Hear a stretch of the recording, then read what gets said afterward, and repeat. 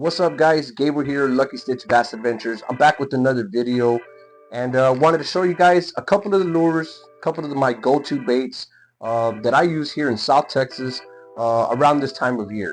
When bass fishing gets tough in the cold weather, subtle action, choosing the right profile, right color scheme makes all the difference, and it plays a key role in getting these bass to bite. But we know for sure in this cold weather, bass are not, roaming everywhere. They're not super active. They're conserving their energy. So we wanna get them to react.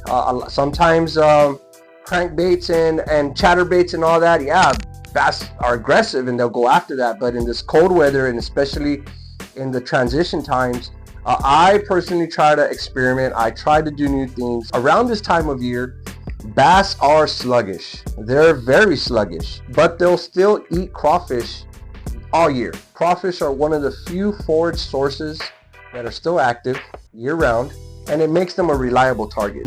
Crawfish are a high protein meal that bass won't refuse. So what I use are, of course, can't go wrong with a rage tail craw. One thing I like about this lure is that I know it's going to be effective in pressured waters. The canals that I go fish are heavily pressured, overfished at times. So the way I usually rig this is I can go Texas rig it.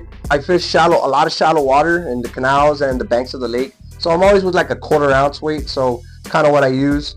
Or I'll do a shaky head, 1/4 ounce weight or something a little bit smaller. So for sure, cold water demands patience.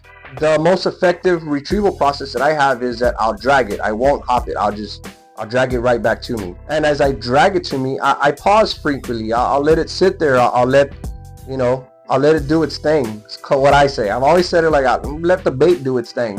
But I'll pause a second or two, and then I continue and I bring it back to me. I do pause, a second or two. I'm dragging it. I'll stop. I'll let it sit. I'll drag it again. I'll stop. I'll let it sit. Maybe a hop or two. Your retrieval process is your imagination. You got to kind of picture what the bait is doing down there. If you got one single motion, you got to change it up. You got to have your retrieval process has to have some game to it. I guess that's what I'm trying to say.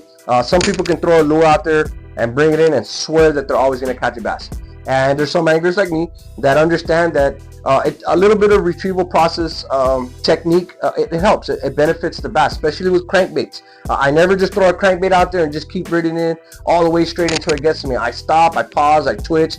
I do all kinds of little things to get a bass to react. Some of the best locations where I could use this lure is going to be around riprap, around rocks, of course, channel swings, secondary points. And for me, the best time of day in this kind of weather is not the morning. It's the midday.